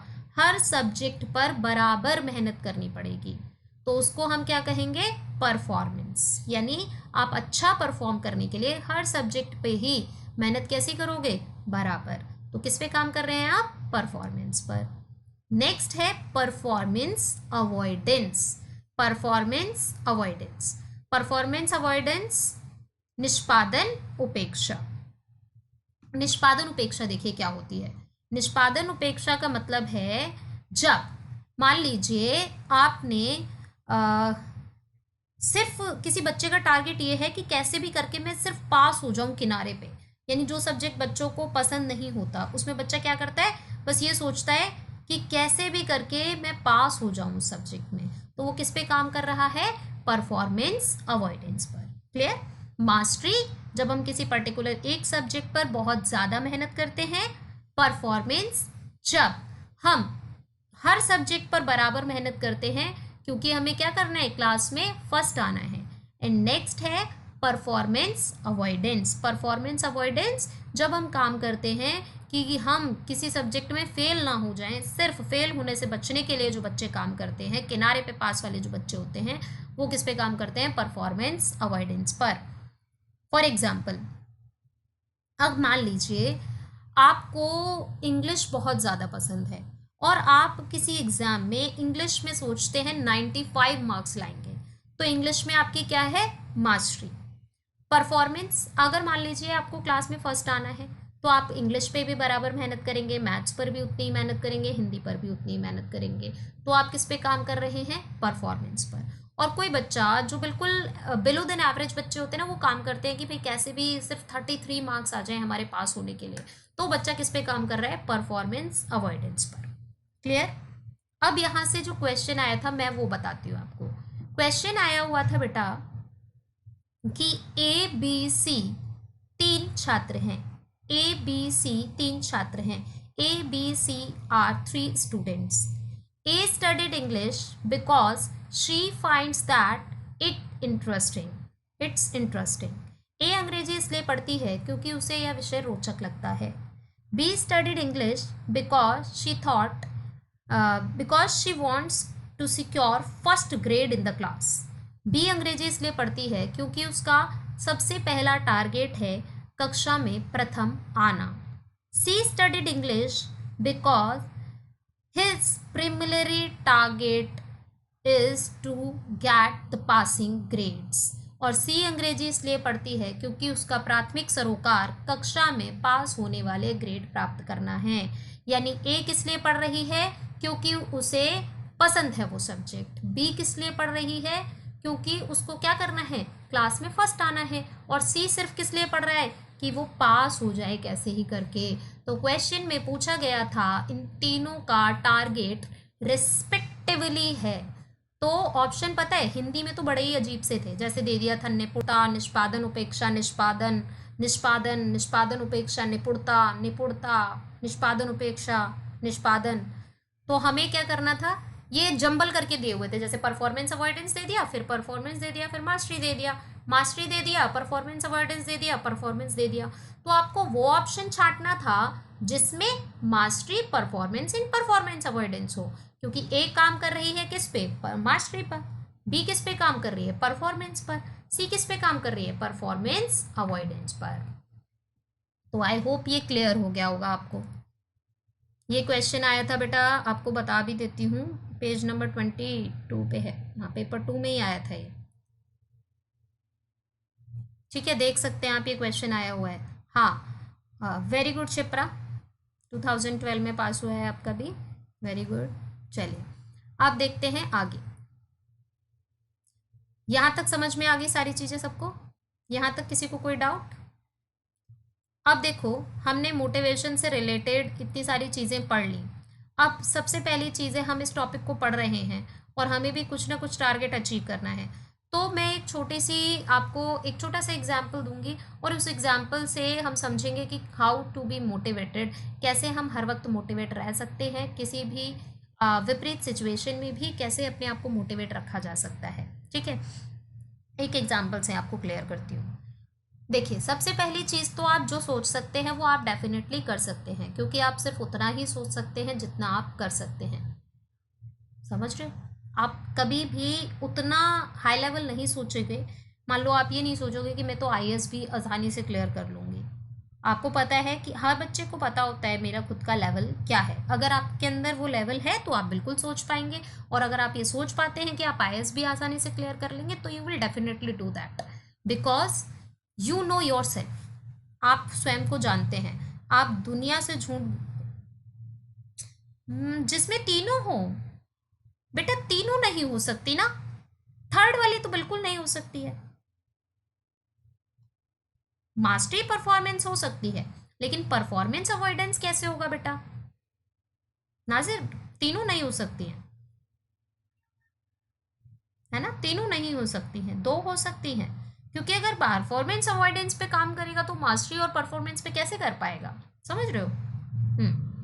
हाँ, तो मैं जो एग्जाम्पल बता रही थी आपको, सुनिए ध्यान से। पहली चीज़ तो मैंने आपको क्या बताया, जो आप सोच सकते हैं वो आप डेफिनेटली कर सकते हैं, क्योंकि आप सिर्फ उतना ही सोच सकते हैं जितना आप कर सकते हैं, और जितना भी कुछ आप सोच रहे हैं वो आप डेफिनेटली कर सकते हैं, क्योंकि आपसे आपको बेहतर कोई नहीं जानता।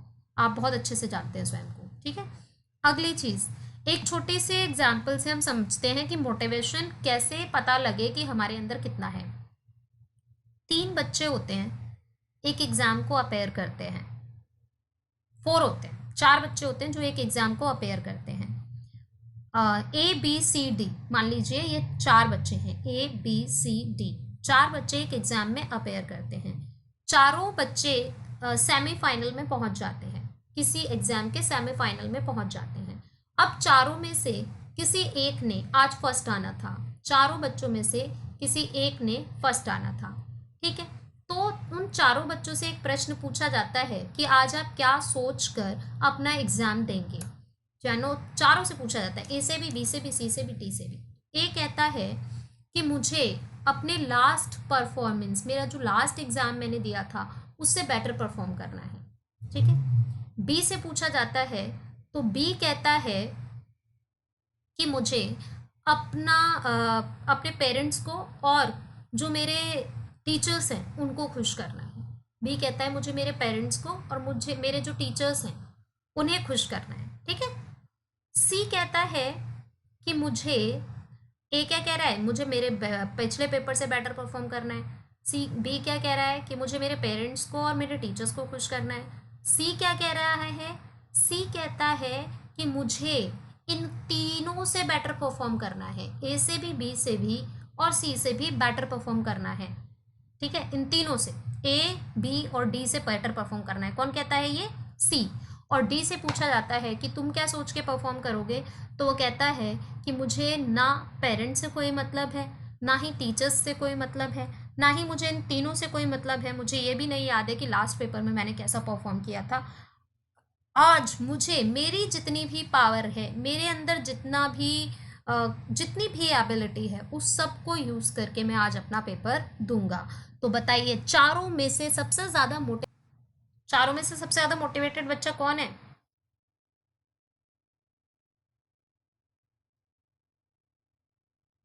फोर। हम्म। क्यों है पता है आप लोगों को? चौथा बच्चा सबसे ज़्यादा मोटिवेटेड क्यों है? Yes, D, correct. देखो, अब पहला वाला, इन सब के साथ प्रॉब्लम क्या है, यही प्रॉब्लम हमारे साथ भी होती है, जो इन तीनों के साथ प्रॉब्लम है ना, ये प्रॉब्लम इन जनरल हम सबके साथ ही होती है। ए क्या कर रहा है, ए सोच रहा है अपने लास्ट परफॉर्मेंस के बारे में। अब मान लीजिए आपने एक बार कोई एग्ज़ाम क्लियर किया है, आप दोबारा उस एग्ज़ाम को देते हैं और आप सोचते हैं कि यार उससे बेटर नहीं हुआ, तो लोग कहेंगे कि इससे बेटर तो पहले ही तुमने दिया था एग्ज़ाम, तभी अच्छा हुआ था, है ना। ऐसा सोच सकते हैं आप। दूसरा दूसरा बच्चा जो है वो किसके बारे में बात कर रहा था, लोगों के बारे में, कि पेरेंट्स क्या कहेंगे, टीचर्स क्या कहेंगे। सबसे बड़ा रोग होता है ये कि क्या कहेंगे लोग, सबसे बड़ा रोग क्या कहेंगे लोग। तो हमें लोगों का नहीं सोचना चाहिए, हमें सिर्फ ये सोचना चाहिए कि हम जो काम कर रहे हैं वो हमारे लिए कितना बेटर है और हमने उसमें कितनी ईमानदारी से अपनी मेहनत दी है। और जो तीसरा बच्चा है, पहला वाला तो खुद से ही डर रहा है, अपनी परफॉर्मेंस से डर रहा है। दूसरा वाला क्या कर रहा है, बाकी सबसे डर रहा है, पेरेंट्स से डर रहा है, रिलेटिव से डर रहा है। सबसे ज़्यादा आप रिलेटिव से ही डरते हैं। मान लीजिए आपको सीटेट के एग्ज़ाम का रिजल्ट आया आपने, और आपको क्या डर लगता है कि अरे यार उन्होंने फ़ोन करके पूछा और नहीं क्लियर हुआ होगा तो पता नहीं क्या क्या बोलेंगे, बहुत ज़्यादा इंसल्ट होगी मेरी, तो लोगों के बारे में सोच के आप दुखी होते हैं। तीसरा बच्चा क्या कर रहा है, तीसरा बच्चा बाकी तीनों से डर रहा है। अगर उसे लगेगा कि कोई भी उससे ज़्यादा इंटेलिजेंट है तो उसकी परफॉर्मेंस क्या होगी, ख़राब हो जाएगी। लेकिन चौथे को कोई टेंशन ही नहीं है, कोई फियर ही नहीं है, फियर ऑफ फेलियर नहीं है उसके अंदर, फियर ऑफ फेलियर नहीं है, इसलिए वो फ्री माइंड से काम करेगा। आप एग्जाम टाइम में आपने देखा होगा, वही क्वेश्चन मैं यहाँ पूछ रही हूँ आपसे, सही होगा आपका। मान लीजिए अभी आप मेरे साथ पूछ रहे हैं, तो मेरे साथ आप पढ़ रहे हैं, अभी मैं आपसे कोई भी डिफिकल्ट क्वेश्चन पूछूंगी, आप आसानी से जवाब दे देंगे। लेकिन वही क्वेश्चन जब एग्जाम में आता है ना, तब गलत हो जाता है। क्यों? क्योंकि उस समय आप डरते हैं, आपको फियर होता है पास होने का या फेल होने का, तो इस वजह से आपकी परफॉर्मेंस अच्छी नहीं हो पाती है। तो एक चीज़ बहुत ज़्यादा अपने दिमाग में डाल लेना, और एक चीज़ पे ज़रूर ध्यान रखना जब भी आप अपना एग्ज़ाम देते हैं, जब भी कोई क्वेश्चन आपके सामने आता है और पहली बार में जो आंसर आपके दिमाग में आता है ना बेटा, वो 99% सही होता है अगर आपने पढ़ा हुआ है तो। पहली बार में जो भी आंसर आपके दिमाग में आता है वो 99% सही होता है यदि आपने पढ़ा हुआ है तो।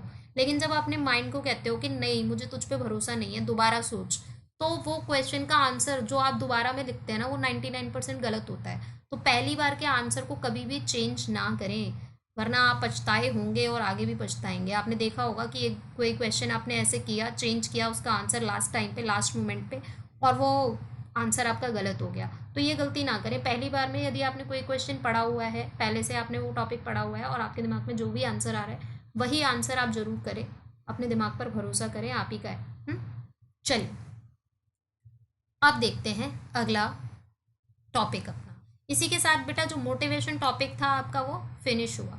ठीक है, पूरी तरीके से मोटिवेशन टॉपिक जो है वो आपका ख़त्म हो चुका है। और आई होप थोड़ा बहुत मोटिवेट हुए होंगे आप इस टॉपिक को पढ़ते पढ़ते, राइट। चलिए तो अगला टॉपिक स्टार्ट करें हम। 15 मिनट्स बची हैं अभी। और जितने भी क्वेश्चन है, आपको कोई भी डाउट होता है, कोई भी क्वेश्चन आपको मोटिवेशन से रिलेटेड मिलता है जो कि नहीं क्लियर हो पा रहा है, नहीं समझ में आ रहा है, तो आप पूछ सकते हैं। ठीक है,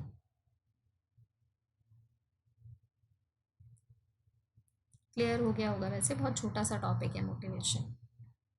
हाँ शिप्रा डी, यस। चलिए सोशल एंड कल्चरल डेवलपमेंट, ये भी बहुत आसान टॉपिक है, बहुत अच्छा टॉपिक है, बहुत ही सिंपल सा टॉपिक है, बहुत ही इंपॉर्टेंट टॉपिक है। ज़रूर आता है इससे 1 या 2 क्वेश्चन, 100% हर बार एग्जाम में आता है आपके। तो टॉपिक को पहले नाम को समझिए, सोशल एंड कल्चरल डेवलपमेंट। बच्चों को लगता है कि जो वाइगॉट्स्की है उन्होंने सोशल डेवलपमेंट दिया है, बट बेटा social development is given by Albert Bandura. Social development is given by Albert Bandura. सभी ने सही आंसर दिया है, Huma Saifi, Rubina, Nazir Saifi, Sandhya, Deepa Rani, Aditi, Shipra. Good all of you. चलिए तो अगला हमारा जो क्वेश्चन, अगला जो टॉपिक है that is social and cultural development, that is given by Lev Vygotsky. Lev Vygotsky is a Russian psychologist and he is a great critic of Jean प्याजे। Lev Vygotsky जो थे वो एक रशिया के मनोवैज्ञानिक थे और इनका जो सिद्धांत है बेटा उसका नाम है सामाजिक एवं सांस्कृतिक विकास। 2 शब्द हैं यहाँ पे, ध्यान रखिएगा। सामाजिक विकास नहीं दिया है वाइगॉट्स्की ने, बार बार आपको बता रही हूँ। सामाजिक विकास शब्द जहाँ भी मिलेगा अल्बर्ट बंडोरा का नाम आएगा। अल्बर्ट बंडोरा के भी कई क्वेश्चन आए हुए हैं आपके पेपर में, 2 या 3 क्वेश्चन आ रखे हैं। तो social and cultural development is given by Lev वाइगॉट्स्की। सबसे पहली बात, सबसे पहले हम इसके नाम को समझेंगे, नाम से ही इसकी आधी थ्योरी क्लियर हो जाएगी। सोशल यानी सामाजिक, कल्चरल यानी सांस्कृतिक।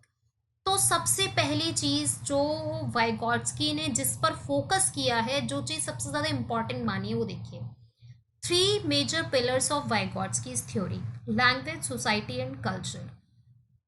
वाइगॉट्स्की कहते हैं कि बच्चे के सीखने में सबसे ज़्यादा महत्वपूर्ण, सबसे ज़्यादा इम्पॉर्टेंट 3 चीज़ें होती हैं। एक होती है भाषा, दूसरा होता है उसका समाज और तीसरी होती है उसकी संस्कृति। अब ये क्वेश्चन आया था बेटा आपके पेपर में, क्वेश्चन आया था कि लेव वाइगॉट्स्की ने किस पक्ष की उपेक्षा की है, यानी किस एरिया को डिनाई करते हैं लेव वाइगॉट्स्की, कौन से एरिया को इनके द्वारा डिनाई किया गया है।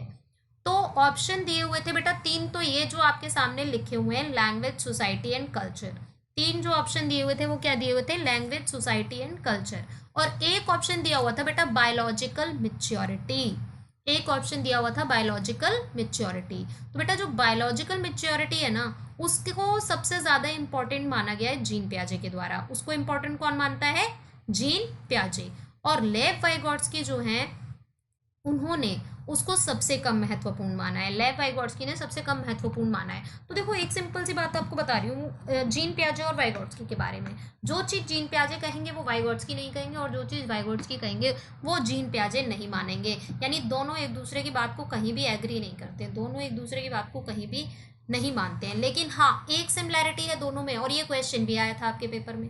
दोनों में एक सिमिलैरिटी है और वो क्वेश्चन आया भी हुआ है आपके पेपर में। इन दोनों में सिमिलैरिटी एक ये है कि दोनों कहते हैं child is a active learner. दोनों एक बात पे एग्री करते हैं कि child is a active learner, यानी बच्चा जो होता है वो सक्रिय अधिगम करता होता है। ये बात मानते हैं कौन? लेव वाइगॉट्स्की। चलिए, तो इन्होंने सबसे ज़्यादा इंपॉर्टेंट 3 पिलर माने हैं, लैंग्वेज मानना है, सोसाइटी मानी है और कल्चर मानी है। ये कहते हैं कि बच्चा जो कुछ भी सीखता है सबसे पहली चीज़ उसके लिए महत्वपूर्ण होती है भाषा। भाषा के बिना कुछ भी नहीं सीख सकता बच्चा। और भाषा पर जो प्रभाव पड़ता है वो पड़ता है समाज का और संस्कृति का। मान लीजिए बच्चा हिंदू संस्कृति में पढ़ रहा है तो उसके अंदर उस भाषा के शब्द ज़्यादा आएंगे। जैसा समाज होगा वैसी ही लैंग्वेज उसकी डेवलप होती है। और ये कहते हैं कि सभी चीज़ों का विकास जो है ना बच्चे का, वो उसकी भाषा पर ही निर्भर करता है। जितनी जल्दी बच्चा बोलने लगेगा उतनी जल्दी बच्चे का बाकी एरियाज का डेवलपमेंट होने लगेगा, ऐसा मानना है लेव वाइगॉट्स्की का। देखिए आगे देखते हैं levels of development according to Vygotsky. Vygotsky ने विकास के कुछ स्तर बताए हैं। वाइगॉट्स्की के आपने कभी भी स्टेजेस नहीं पढ़ी होंगी क्योंकि वाइगॉट्स्की ने कोई स्टेजेस बताई ही नहीं है।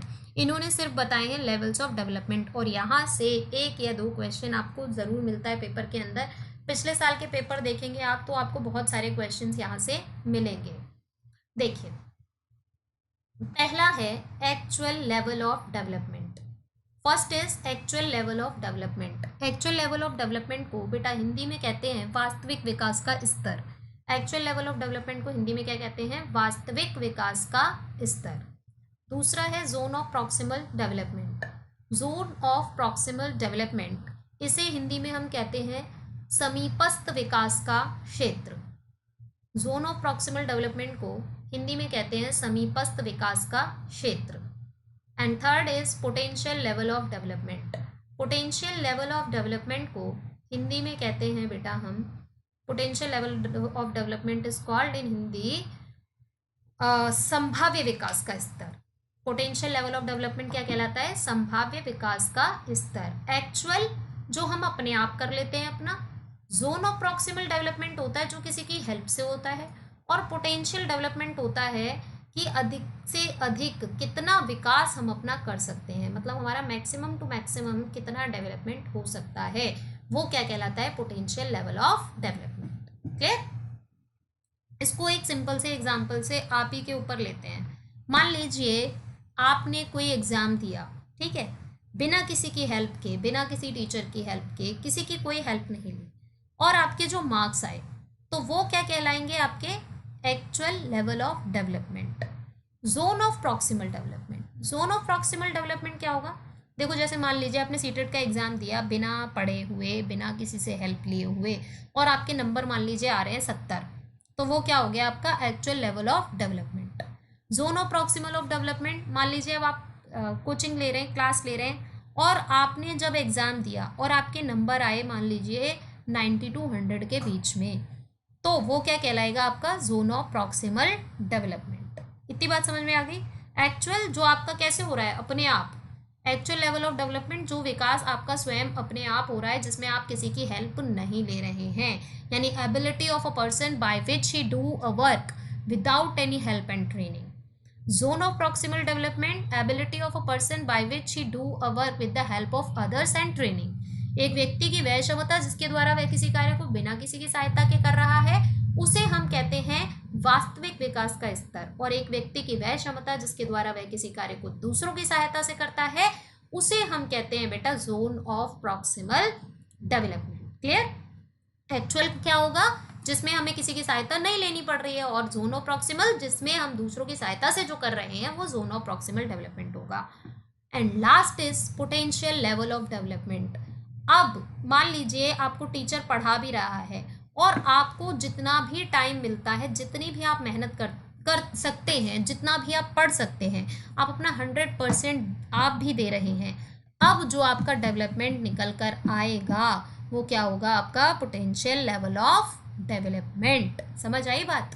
एक्चुअल लेवल ऑफ डेवलपमेंट से पोटेंशियल लेवल ऑफ डेवलपमेंट में जाने पे जो आपका अधिकतम विकास है, यानी एक व्यक्ति अधिकतम जितना कर सकता है। जैसे एक एग्जांपल लेते हैं, मान लीजिए आप घर पे एक्सरसाइज करते हैं, तो घर पे बिना किसी की ट्रेनिंग के, बिना किसी की हेल्प के जो एक्सरसाइज कर रहे हैं आप, वो आपकी क्या होगी? Actual level of development. अब आपने जिम में जाना शुरू किया, तो थोड़ी सी आपने हेल्प ली ट्रेनर की, और आप पहले से ज़्यादा कर रहे हैं अभी एक्सरसाइजेस, तो वो क्या कहलाएगा आपका zone of proximal development. Next आता है आपका potential level of development. Potential level of development में क्या होता है, जब हम एक लेवल तक चले जाते हैं, जब हमसे हमारा ट्रेनर कहता है कि मान लीजिए आपको 4 घंटे उसने असाइन किए कि आपको 4 घंटे प्रैक्टिस करनी है, और आप 4 घंटे ईमानदारी से प्रैक्टिस करते हैं। अब जो आपका निकल कर आएगा, अब जो आप एक्सरसाइज कर लेंगे, अब जो आपकी बॉडी में चेंजेस देखने को मिलेंगे, वो क्या कहलाएंगे, आपके पोटेंशियल लेवल ऑफ डेवलपमेंट। जैसे आप सीटेट का एग्जाम आपने दिया बिना किसी टीचर से पढ़े हुए, आपके नंबर आ रहे थे 70, तो 70 नंबर आपके एक्चुअल लेवल ऑफ डेवलपमेंट थे। जोन ऑफ प्रॉक्सिमल डेवलपमेंट, मान लीजिए आपने टीचर की हेल्प ली और आपके नंबर आ रहे हैं 98, तो 98 बेटा पूरे नंबर जो है वो ZPD नहीं होंगे। 70 to 98 में जो 18 मार्क्स का गैप आया, वो 18 मार्क्स का गैप क्या कहलाएगा, जोन ऑफ प्रॉक्सिमल डेवलपमेंट। समझ आई बात? यानी difference between what a child can independently do and what with assistance. ये क्वेश्चन आया था बेटा केवीएस के पेपर में, केवीएस के क्वेश्चन में ये दिया गया था केवीएस के पेपर में ये क्वेश्चन कि व्हाट, और इसमें भी आया, सीटेट के पेपर में भी आया हुआ है ये क्वेश्चन कि what is the mean by ZPD। कौन सा स्टेटमेंट जो है वो ZPD को क्लैरिफाई कर रहा है, तो उसमें आंसर दिया हुआ था what a child can independently do and what with assistance, यानी क्या बच्चा स्वयं कर सकता है, क्या दूसरों की सहायता से, इसके बीच के अंतर को ही हम क्या कहते हैं, zone of proximal development. Potential level of development होता है एक व्यक्ति की अधिकतम क्षमता, हेल्प से ही निकल कर आएगी, वो ऑब्वियस सी बात है। जैसे मान लीजिए कोई एथलीट है और वो दौड़ रहा है, तैयारी कर रहा है, लेकिन कोई ट्रेनिंग नहीं ले रहा, तो क्या वो नेशनल इंटरनेशनल तक पहुंच पाता है? नहीं, सही ट्रेनिंग की ज़रूरत होती है। तो ट्रेनिंग की हेल्प से कौन पहुंचेगा, कोई भी व्यक्ति पोटेंशियल पर पहुंचेगा। तो एक एक्चुअल से लेके पोटेंशियल तक, एक्चुअल से पोटेंशियल तक जो पहुंचाने की सीढ़ी है ना बेटा, वो कौन है, जोन ऑफ प्रॉक्सिमल डेवलपमेंट है। चलिए, तो एक्चुअल लेवल ऑफ डेवलपमेंट जैसा कि मैंने लिखा हुआ है, ability of a person by which he do a work without any help and training, then that is called actual level of development. Zone of proximal development, इसको हम short में क्या कहते हैं, ZPD। The difference between what a child can independently do and what with assistance, यानी क्या बच्चा अपने आप कर सकता है और क्या दूसरों की हेल्प से, उसी को हम क्या कहते हैं, ZPD।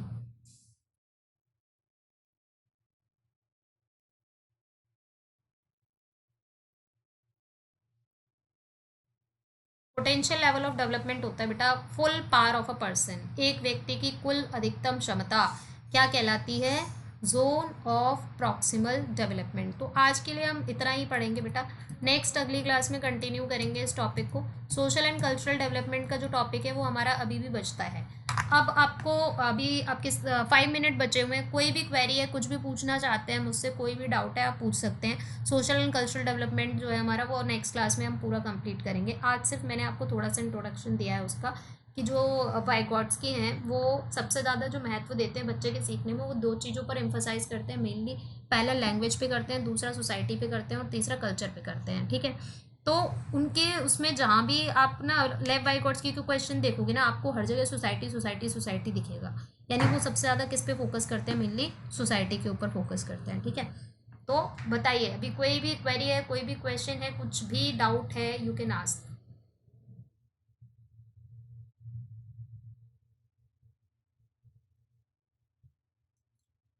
पूछ सकते हैं आप, कोई भी क्वेरी है आपकी तो।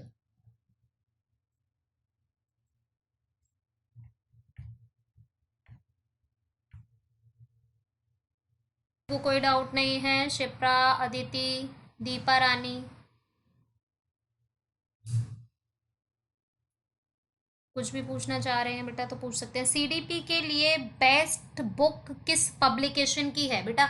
हर बुक में ना कुछ कुछ कॉन्सेप्ट ऐसे हैं जो किसी बुक में अच्छे हैं, दूसरी बुक में कोई और कॉन्सेप्ट अच्छा है, मतलब सारे कॉन्सेप्ट किसी पर्टिकुलर एक बुक में नहीं है। लेकिन फिर भी आप अगर कोई बुक पढ़ना चाहते हो साइकोलॉजी की बेटा, तो आप NCERT को प्रेफर करें। NCERT 11th-12th class psychology, NCERT 11th-12th class में स्टार्ट होती है बेटा, सारे क्वेश्चन वहीं से आते हैं। और बेटा अगर आपको सीटेट के लिए बात करनी है ना, सीटेट के लिए मैं आपको कह रही हूँ, आप फालतू की बुक्स के पीछे पढ़ोगे, देखो 10 किताबें पढ़ने से कोई एग्जाम क्लियर नहीं होता, एक किताब को 10 बार पढ़ने से हर एग्जाम क्लियर होता है ना। तो इसलिए जितना मैं पढ़ा रही हूँ ना उतने में से ही आ जाएगा, भरोसा करके देखो आप। बहुत सारे बच्चे हैं ऐसे जिनका क्लियर हो रखा है, और आपका भी 100% क्लियर हो जाएगा। जितना आपको कराया जा रहा है आप सिर्फ उतना करो, सिर्फ उतने से सीटेट आपका आसानी से क्लियर होगा।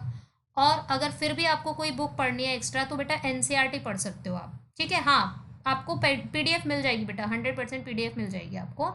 इससे बाहर कुछ भी नहीं आएगा, कुछ भी नहीं आएगा। आप भरोसा करके देखिए, नहीं आएगा मतलब नहीं आएगा। अभी तक इतने सारे बच्चे पढ़े हैं, हज़ारों बच्चे पढ़ के निकल चुके हैं, तो बिलीव मी इससे बाहर आपको कुछ भी नहीं मिलेगा, ठीक है। आप सिर्फ इतना पढ़ो। अगर आपको फिर भी कोई बुक पढ़नी है तो आप हाँ बिल्कुल पूछ सकते हैं। अगर कोई भी डाउट हुआ तो आप नेक्स्ट क्लास में पूछ सकते हैं। बाकी जो मैम आपकी क्लास अरेंज कराते हैं आप उनसे भी पूछ सकते हैं कि how can you connect me other than YouTube, है ना। तो you can ask your doubts also, ठीक है। और इससे बाहर कुछ भी नहीं आएगा। दूसरी चीज़, एक बात और मैं आपको बता देती हूँ, अगर आपको फिर भी कोई एक्स्ट्रा एडिशनल कुछ भी पढ़ना है तो बेटा एनसीईआरटी की बुक्स को प्रेफर करें। एनसीईआरटी से अच्छा कुछ नहीं होता। बाकी जितनी भी किताबें हैं ना वो आपको एक्स्ट्रा मटेरियल देंगी, या फिर आप उसमें बहुत सारी चीज़ें आपको ऐसी फालतू मिलेंगी जो आपकी यूज़ की नहीं है, ठीक है। तो आप मटेरियल जो भी पढ़ रहे हैं वो ऑथेंटिक मटेरियल पढ़ें, क्योंकि फालतू की चीज़ों में भटक के क्या होता है, टाइम वेस्ट होता है सिर्फ, ठीक है। और एक चीज़ और, आप लोग क्वेश्चंस जब करने बैठते हैं तो सारे क्वेश्चंस मतलब सारे टॉपिक्स के क्वेश्चंस ना करें। जो टॉपिक आपको पढ़ा दिया गया है आप उसके सारे क्वेश्चंस उठा लें, सारे पेपर्स से, एक ही टॉपिक के सारे पेपर से क्वेश्चंस उठा लें।